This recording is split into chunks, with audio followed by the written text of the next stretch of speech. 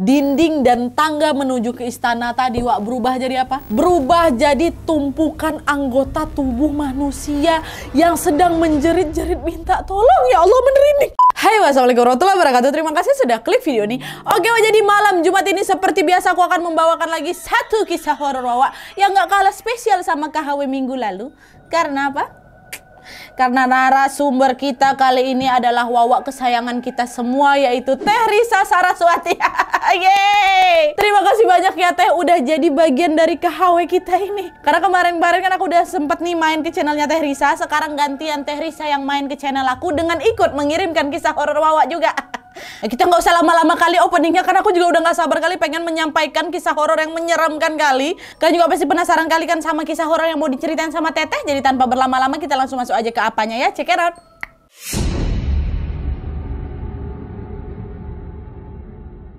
Oke Wak, jadi sebenarnya kisah yang mau disampaikan Teteh ini merupakan kisah turun-temurun yang diceritakan oleh kakek Teteh kepada cucu-cucunya. Nah awalnya Wak, kata Teteh juga masih kurang percaya pada kebenarannya nih, sampai akhirnya kakek pun mempertemukan Teteh dan adik-adik lainnya dengan beliau, sang pemilik cerita ini. Nah sang pemilik cerita kini sudah berpulang Wak, kata Teteh, tapi yang jelas Teteh harap kisahnya ini mampu menginspirasi kita semua bahwasanya sejahat apapun setan berbuat terhadap manusia, kita tetap bisa melawannya dengan keyakinan bahwa kuasa Tuhan lebih dari segalanya.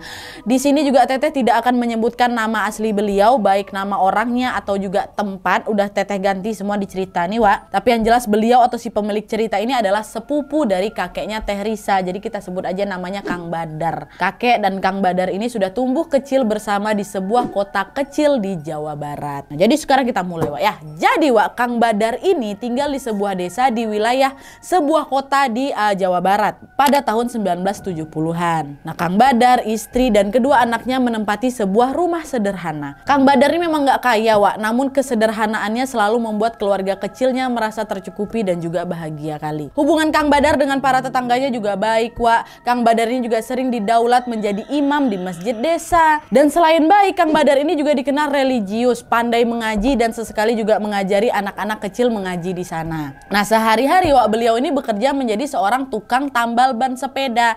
Maklum lah Wak, di tahun 1970-an kan sepeda ini masih menjadi alat transportasi yang hampir dimiliki semua masyarakat desa dalam melakukan aktivitas sehari-hari kan. Belum banyak tuh motor apalagi mobil macam zaman sekarang. Kios tambal ban sepeda milik Kang Badar ini berada tidak jauh dari tempat tinggalnya. Nah setiap pagi Wak dia akan berangkat menuju ke sana dan pulang di sore harinya sebelum waktu sholat maghrib tiba. Penghasilan Kang Badar sebagai tukang tambal ban pun tidak besar-besar kali Wak, tapi cukup lah itu untuk menghidupi keluarga kecilnya, bahkan juga mampu menyekolahkan kedua anaknya dengan pekerjaan itu. Banyak tuh Wak pemilik sepeda yang menjadi langganannya Kang Badar. Karena apa? Karena sikapnya yang baik, jujur dan tidak memberi tarif mahal pada pelanggan. Hal inilah yang membuat tempat tambal bannya Kang Badar diminati banyak pemakai sepeda. Dalam sehari aja biasanya dia mampu menarik 5-10 orang pelanggan Wak. Dan gak jarang juga loh Kang Badar ini memberikan pelayanan secara cuma-cuma bagi pelanggan yang memang tidak mampu membayar jasanya. Baik kali Kang Badar nih, Masya Allah.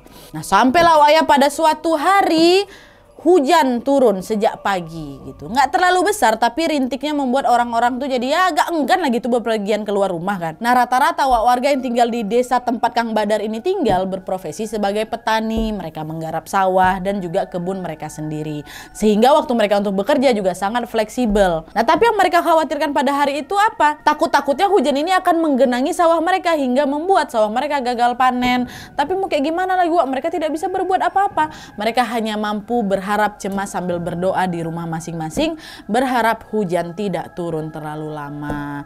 Nah waktu itu Wak, Kang Badar ini nggak punya kebun ataupun sawah, nggak ada. Kang Badar tetap menjalankan pekerjaannya seperti biasa. Biarpun Kang Badar tahu bakal tidak banyak nih sepeda yang mampir di kiosnya karena hujan, ya Kang Badar ini tetap memantapkan langkahnya untuk bekerja di hari itu. Semangatnya memang patut diacungi jempol Wak. Kang Badar ini selalu giat dan juga semangat menjalankan apapun yang memang harus dikerjakan. Walau hari itu istrinya sempat melarang pergi dan memintanya untuk beristirahat saja di rumah, Kang Badar malah meyakinkan istrinya bahwa sayang tenang, rezeki akan datang kalau kita rajin berikhtiar. Dan salah satu cara berikhtiar adalah dengan apa? Rajin bekerja sayang. Dan betul aja Wak, hari itu jalanan sepi kali. Dan sampai jam 1 siang Wak, hujan masih aja terus mengguyur. Dan tidak ada satupun pelanggan yang datang menghampiri bengkelnya Kang Badar. Sesekali ada yang datang memang, tapi cuma numpang neduh aja tanpa membawa sepeda. Tapi memang gegara Kang Badar ini orangnya baik kali ya kan. Dia tetap memperlakukan siapapun yang datang ke kios sepedanya dengan santun. Diperboleh silakan, mangga, yuk silakan apa berteduh gitu. Sampailah waktu sudah lewat pukul 3 sore, Wak. Rencananya Kang Badar akan melaksanakan sholat asar sebelum akhirnya menutup kios dan balik lagi nih ke rumah. Udahlah, habis sholat asar saya balik aja. Mungkin belum ada rezeki hari ini, nggak apa-apa.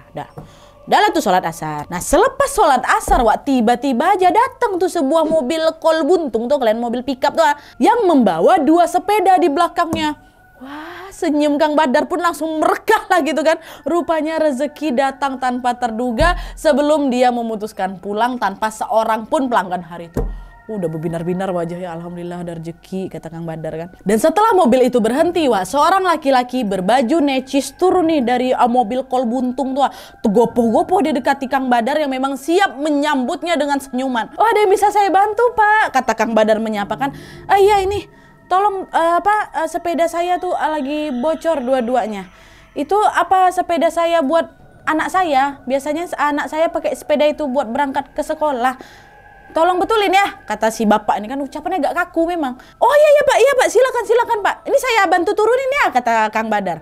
Oh iya Pak, silakan, kata bapak nih. Udahlah tuh Kang Badar pun langsung melangkahkan kakinya ke balik kol buntung dan siap-siap untuk mengangkat kedua sepeda tersebut. Udahlah tuh diperbaiki sama Kang Badar kan. Hampir setengah jam lah, Wak, Kang Badar membetulkan ban sepeda sepeda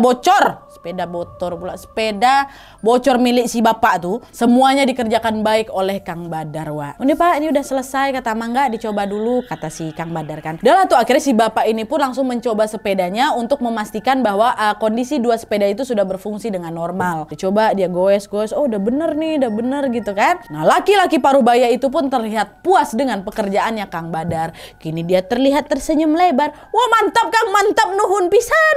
Berapa totalnya, kata dia kan. Totalnya jadi 200 perak Bapak, tapi khusus buat Bapak nih saya kasih diskon 150 aja. Kata Kang Badar ramah. Jangan heran, Wak, sama angka rupiahnya karena kejadian ini terjadi beberapa puluh tahun yang lalu. Nilai tersebut sudah sesuai untuk jasa membetulkan sepeda di kios milik Kang Badar. 150 perak? Terlalu murah itu, terlalu murah. Nih saya kasih bonus ya. Nih, ambil. Nanti aja dibukanya, tunggu saya pergi ya. Ambil nih. Nah si bapak ini, Wak, tiba-tiba menyodorkan sebuah amplop berwarna coklat. Dan langsung dia kasih amplop itu ke Kang Badar. Udah dikasihnya dengan tergopoh-gopoh, si bapak ini langsung meninggalkan Kang Badar yang memang lagi bingung. Apa nih? Ini apa nih Pak? Pak. Kang Badar pun mengikuti si bapak tadi yang dengan cepat kilat langsung mengangkut sepeda-sepedanya ini sekuat tenaga. Padahal tadi waktu dia datang kan tampak bapak nih nggak punya kali banyak tenaga, Wak, untuk ngangkat sepeda-sepeda tuh. Kan Kang Badar yang nurunin dua-duanya kan. Dah, ambil aja, udah itu ambil aja kembalian itu, rezeki nomplok buat kamu, katanya. Dengan setengah berteriak, bapak itu pun segera masuk ke dalam mobil dan langsung menancapkan gas meninggalkan Kang Badar yang kebingungan dengan selembar amplop di tangannya. Langsung pergi bapak tuh. Dah ya, rezeki nomplok tuh udah. Langsung pergi dah. Kang Badar yang masih bingung pun tampak membolak-balikan itu isi amplop, Wak. Awalnya Kang Badar berpikir bahwa dia ini baru aja ditipu sama pelanggannya mungkin ya. Bisa jadi yang aku pegang ini cuma amplop kosong aja. Tapi ternyata tidak, Wak. Berkali-kali Kang Badar memperhatikan isinya. Dengan sangat jelas terlihat beberapa lembaran kertas yang terlihat menyerupai uang. Alah, benar gak ya? Bismillahirrahmanirrahim, katanya Kang Badar sebelum buka amplop tuh. Bismillahirrahmanirrahim.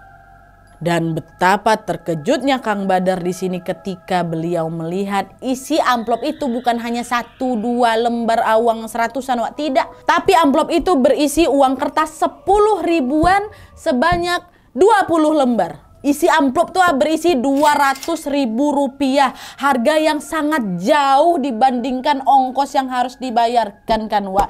Ibaratnya sekarang nih yang harusnya cuma bayar 5.000 rupiah, kau dikasih 5 juta. Apa nggak rezeki nomplok itu? Sampai di zaman sekarang pun nggak ada istilahnya nambal ban sepeda tuh sampai 200.000 kan, Wak. Apa nggak rezeki nomplok kali ini kan? Sama juga, Wak, dengan responnya Kang Badar ketika melihat uang tuh.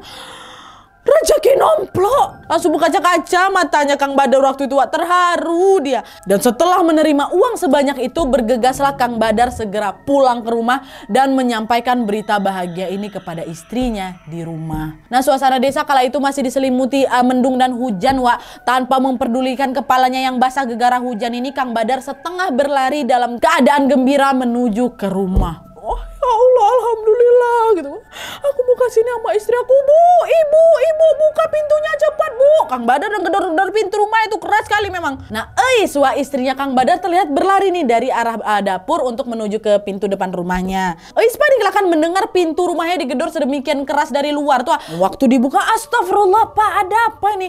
Kenapa bikin kaget aja? Ucapnya si sambil membuka pintu. Bu, rezeki ini Bu Ade ngasih Bapak uang 200.000. Alhamdulillah Bu, kata Kang Badar setengah berteriak Wak. Nah, sang istri terlihat bingung. Diambillah itu amplop kan yang tadi dia acung-acungkan sama Kang Badar loh. Diambilnya. Dia mulailah melihat ke dalam amplop itu dan menghitung isinya. Alih-alih bahagia Wak, sang istri ini terlihat sangat-sangat khawatir. Pak, Bapak eling, ini terlalu besar Pak, Bapak nggak takut? Malah istrinya Wak yang gini terlihat sangat ketakutan. Hah? Takut kenapa Bu? Kenapa kita harus takut? Kang Badar pula yang keheranan. Bapak, ingat Pak, ini nggak wajar loh. Terlalu besar uang yang Bapak terima. Kalau misalnya ini dibilang bonus, sepertinya ini terlalu berlebihan. Dan kalau memang sedekah, masih banyak orang yang nggak punya rumah Pak. Panti asuhan juga sedang banyak butuh dana. Kenapa harus dikasih ke Bapak? Kata Elis. Mendengar hal itu, Kang Badar pun terdiamlah sejenak. Dan tiba-tiba mata Kang Badar melotot. Astagfirullahalazim Bu. Kang Badar ini seperti baru menyadari sesuatu yang dia lupakan beberapa saat lalu. Udah Bu, udah. Sudah. Ibu bawa aja amplop ini. Pakai uangnya untuk kebutuhan sehari-hari. Terus sisanya ibu masukkan ke masjid. Sumbangkan semua ke masjid. Selepas maghrib, ingat nih Wak ya. Selepas maghrib, Bapak mau sholat dan mengaji di kamar. Jangan ada yang ganggu Bapak ya. Kalau Bapak nggak keluar kamar sampai besok pagi, Ibu boleh buka pintu kamar, kalau nggak bisa dobrak aja. Itu kata Kang Badar tiba-tiba waktu bata-bata dia minta istrinya untuk melakukan permintaan anehnya tuh. Ngapain nih? Mendengar hal itu Ois pun menganggukkan kepalanya sambil menangis dan berkali-kali dia usap itu punggungnya Kang Badar. Iya Pak, iya. Dan berkali-kali pula Kang Badar mencoba menenangkan istrinya seolah-olah berkata, semua kan baik-baik saja kok sayang. Ada apa nih? Nah, adalah tuh kan Wak, menjelang maghrib Kang Badar pun menghamparkan sejadahnya, melakukan sholat maghrib, sholat sunat dan berzikir hingga waktu isya menjelang. Hari itu Kang Badar melakukan sholat di kamar anak-anaknya yang kebetulan memiliki jendela besar gitu loh Wak, menuju ke kebun di belakang rumah. Nah, anak-anak dan istrinya sholat berjamaah di ruang tengah. Mereka juga mengaji bersama dan sayup-sayup terdengar Eis mengaji sambil menangis sesegukan. Anak-anak mereka jadi keheranan akan melihat perilaku aneh kedua orang tuanya. Bapak mereka di kamar mereka. Nah, ibu bersama mereka ada di luar. Sama-sama sedang mengaji. Tapi kenapa terpisah? Terus kenapa lagi menangis ibu ini? Entah apa yang terjadi dan entah apa yang akan terjadi. Namun ibu mereka pada saat itu terlihat sangat tertekan kali Wak, penuh beban. Gak ibu aja, bapak juga. Nah, adalah tuh di dalam kamar Kang Badar pun terus berzikir. Hatinya tuh kayak udah ikhlas atas apa yang mungkin akan terjadi Wak. Matanya terpejam dan bibirnya tiba-tiba berucap lirih. Pami bade sumping ngejemput abdi mangga di haturanan. Dan betul Wak, seketika suara petir tiba-tiba memecah keheningan biar diiringi hujan yang juga ikut membesar setelahnya. Yang tadinya gerimis berubah jadi badai Wak, membuat keadaan di sekitarnya rumahnya Kang Badar sama Eis ini terasa begitu mencekam kali. Kang Badar memejamkan mata seolah tamu yang ditunggunya sejak tadi akan segera datang. Dan betul aja Wak, tiba-tiba terdengar suara kereta kuda dari kejauhan. Walaupun samar-samar Wak, karena kan suara petir sama hujan saling saut-sautan waktu itu kan. Kang Badar bisa mendengar dengan jelas suara kereta kuda tuh datang. Dibuka matanya pelan-pelan, tubuhnya yang masih bergetar menahan rasa takut. Kang Badar pun langsung berdiri dari duduknya dan berjalan mendekati jendela kamar, membuka jendela itu dari dalam. Nah, jendela kamar udah terbuka lebar-lebar tuh. Bibir Kang Badar tak berhenti berzikir menyebut asma Allah. Dan tampak dari kejauhan Wak, dari arah kebun belakang rumah tuh ada kereta kuda sedang melaju di dekatnya. Kebun belakang mereka tuh hanya berisi beberapa pohon alpukat aja Wak, dan beberapa pohon-pohon lainnya. Tidak ada jalan perlintasan di sana karena hanya merupakan tanah dengan pagar yang membatasi sisi-sisinya. Kereta itu terus melaju seolah sedang melintasi jalanan yang bisa dilalui olehnya Wak. Padahal pada kenyataannya kereta kuda itu mengambang, tak berpijak pada apapun di bawahnya loh. Nah, meski tampak tenang Wak, sesungguhnya hati Kang Badar ini bergejolak kali. Karena pada akhirnya Kang Badar mengalami juga hal ini. Hal yang selama ini hanya didengarnya melalui cerita mitos mulut ke mulut saja. Kereta kuda itu berwarna emas dengan kuda gagah berwarna hitam yang menariknya. Di atasnya tampak seorang laki-laki berbaju emas khas kerajaan zaman dulu kala tuh loh. Ada di situ. Nah, wajah laki-laki ini datar, dia hanya memelototi Kang Badar sambil tetap duduk di kursi kusirnya. Dengan suara bergetar Wak, Kang Badar pun mengucap, "Saya siap dijemput. Berangkat sekarang?"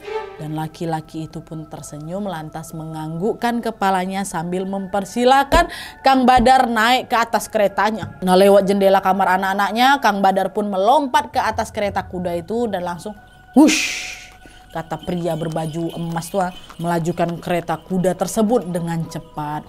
Sama anak-anak mereka tak menyadari kepergian bapaknya nih Wak ya. Karena mereka semua tidak mendengar sedikit pun suara dari dalam kamar tempat Kang Badar nih lagi beribadah. Ada perasaan was-was, ada perasaan ingin tahu juga lah kan gimana kondisi Kang Badar dalam kamar.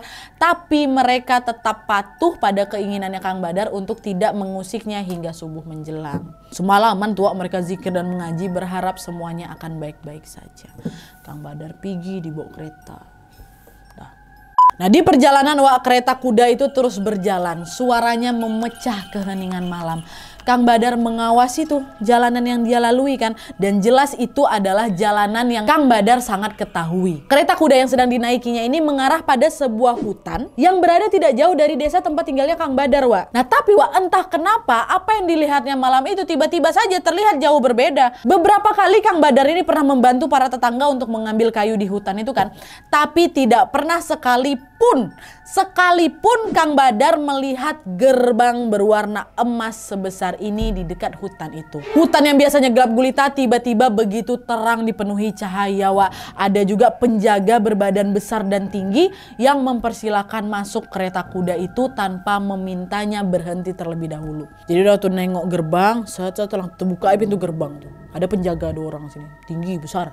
Nah, waktu udah masuk, di kanan kiri jalan jelas tampak rumah-rumah berwarna emas yang terlihat sangat mewah kali. Tempat apa ini ya? Kenapa baru kali ini ku tengok? Tapi pada saat itu Kang Badar gak langsung terkesima kali Wak. Dia tiba-tiba ingat atas hal yang harus dia lakukan jika memang dijemput malam ini. Apa itu? Mengaji dan berzikir. Dengan cepat tuh Kang Badar mulai menyenandungkan lantunan ayat kursi, surat Al-Falaq dan surat An-Nas Wak. Terus menerus tuh tanpa henti. Disenandungkan sama apa? Sama siapa? Kang Badar. Nah, seiring dengan lantunan ayat kursi di bibirnya, kereta kuda pun mengarah pada sebuah istana yang terlihat sangat megah kali. Terang Wak, berwarna kemas-emasan. Dan tiba-tiba saja belum sampai kereta ini menepi Wak, terdengar suara petir menggelegar, dar kata.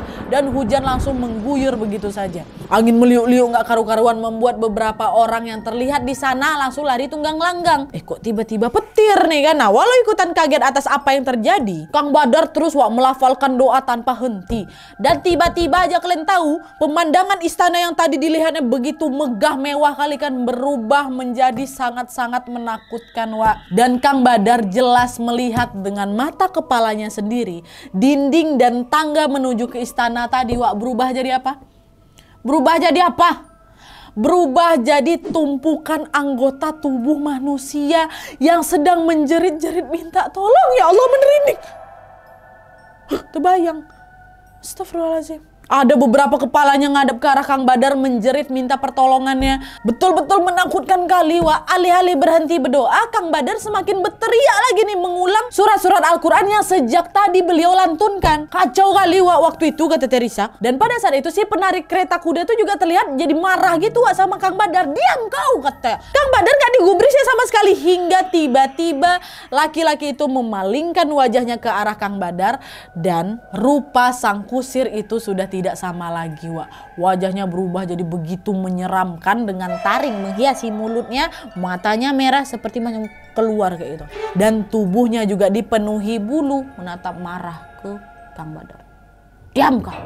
Kang Badar cuma bilang Allahu Akbar, Allahu Akbar, Allahu Akbar. Kang Badar berteriak, Wak, menutup kedua matanya sambil terus menyebut asma Allah. Dan tiba-tiba saja, belum habis nih, tiba-tiba aja gempa terasa. Wah, bergoncang itu kan, Wak. Semua orang yang dari sana langsung merunduk, tak terkecuali Kang Badar yang ikut menundukkan juga kepalanya. Dan setelah dirasa lagi, ternyata itu bukan gempa, tapi seolah-olah ada benda besar yang sedang melangkah yang membuat dataran tuh jadi bergetar hebat.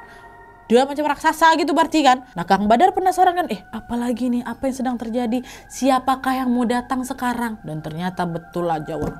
Sebuah bentuk tubuh yang amat besar tiba-tiba muncul di balik istana tuh. Besar, tinggi, rambutnya panjang, wajahnya menyeramkan. Matanya tuh hampir mau keluar lagi dan tanpa kelopak, Wak. Bisa kalian bayangkan? Taringnya keluar nih dari balik bibirnya tuh. Jalan deh, dar melintasi tubuh-tubuh yang lagi menjerit tuh. Dan saat dia melangkah tuh, makhluk ini melangkah, dia bilang, "Saha ngaran maneh?" Katanya. Ke Badar. Badar Ratu, kata Kang Badar. Waktu itu Kang Badar asal sebut aja, Wak, karena Kang Badar nengok ada apa? Benda berkilauan gitulah di atas kepala. Dia panggil Ratu. "Maneh nonyian astana orang jadi kieu. Maneh tong datang-datang deui ke dia." "Mohon Ratu, abdi beda mulih ngapunten Ratu," kata Kang Badar. "Tong macana naon deui. Cukup malik.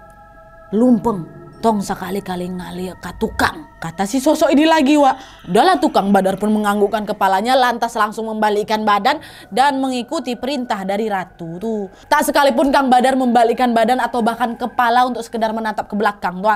Pengalaman yang baru saja dia alami sudah cukup membuatnya merasa tertekan, ya kan, Wak. Jalanan hutan yang tadinya terlihat terang menderang tiba-tiba saja menjadi gelap seperti biasanya lagi. Beruntung Kang Badar kenal sama hutan tuh, Wak. Jadi dia tahu nih gimana caranya pulang, ya kan. Langit waktu itu masih gelap, Wak, saat Kang Badar akhirnya keluar dari hutan dan mulai berjalan menuju ke rumahnya.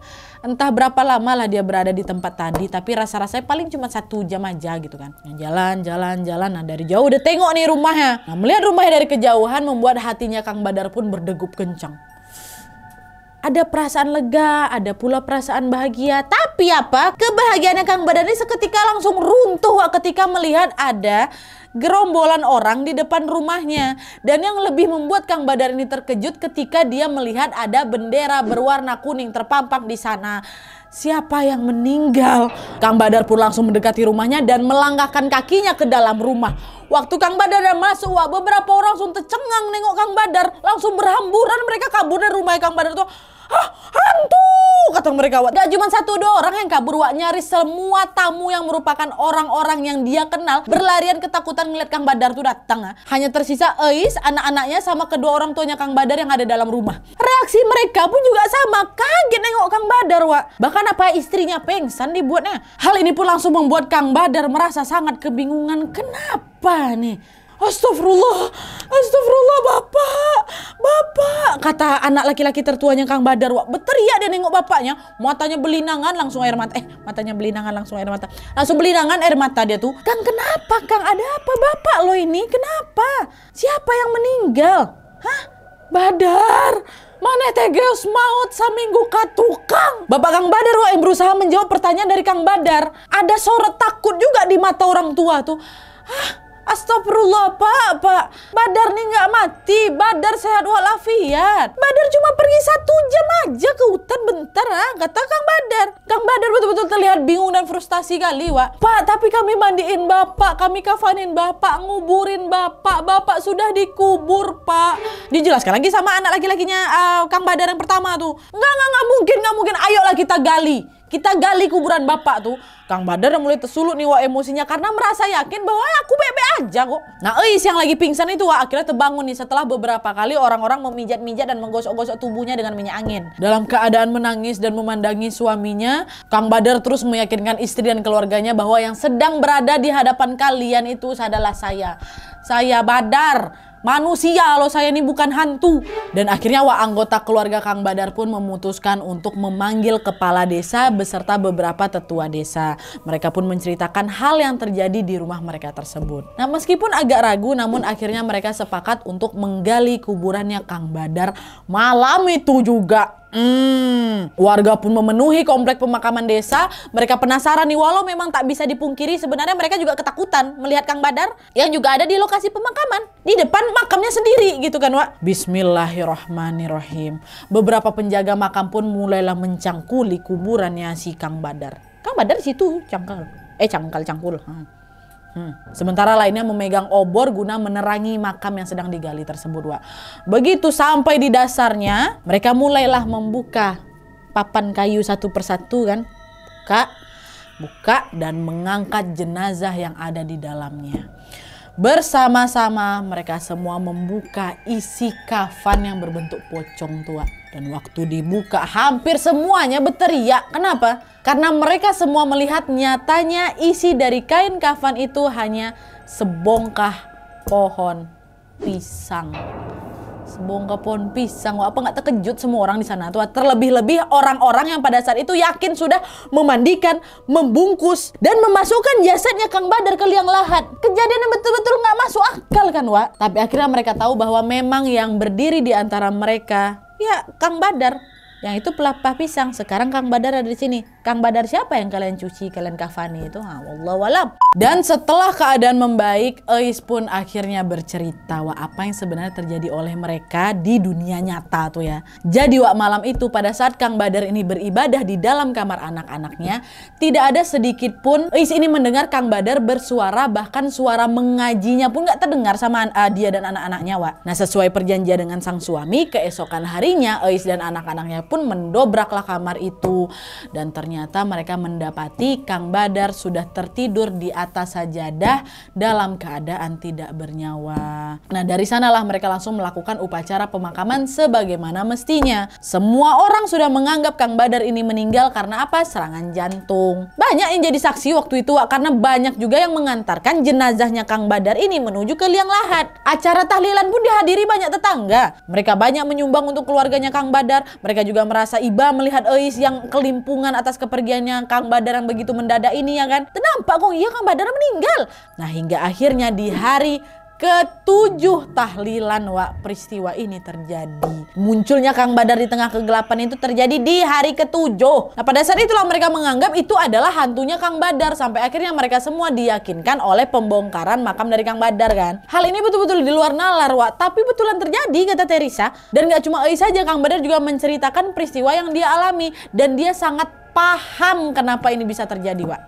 Sebelumnya semua ini cuma mitos-mitos saja hingga Kang Badar benar-benar mengalaminya sendiri. Kang Badar dan Eis sudah memprediksi hal ini, Wak. Saat sadar tak mungkin ada seseorang yang tak dikenal serta-merta memberinya uang dalam jumlah yang sangat tidak wajar tanpa sebab. Nah, menurut kisahnya, Wak, konon uang itu, uang yang didapat yang 200.000 tuh, itu adalah uang pengganti tumbal bagi seseorang yang akan ditumbalkan. Nah, orang-orang yang bersekutu dengan setan ini akan mencari segala cara untuk menumbalkan orang lain agar keluarganya ini aman, tidak dijadikan tumbal atas kejayaan dan kekayaan yang dia peroleh. Biasanya mereka akan mencari orang-orang yang bersuka cita menikmati kekayaannya. Dan dalam hal ini Kang Badar yang terkena apesnya, Wak. Dia begitu bahagia kali menerima rezeki nomplok tanpa tahu resikonya. Nah, beruntung Kang Badar sama Eis adalah orang-orang muslim yang sangat taat. Mereka percaya akan ada Tuhan yang menolong mereka seburuk apapun hal yang terjadi kepada mereka. Dan pada saat itu sebenarnya Kang Badar ini hanya merasa pasrah dan juga ikhlas aja. Jika memang harus berakhir di hutan itu, maka memang itulah kehendak Tuhan. Dan takdirnya ya berakhir di sana berarti. Tapi ternyata Tuhan begitu menyayangi Kang Badar. Dengan doa dan keikhlasan Kang Badar berhasil terbebas dari jeratan setan tuh. Gak kebayang rasanya kalau misalnya Kang Badar berakhir di sana, Wak. Mungkin nasibnya akan sama seperti orang-orang yang berteriak minta tolong sama beliau tuh. Nauzubillahi min zalik. Untuk selamat Kang Badar ya.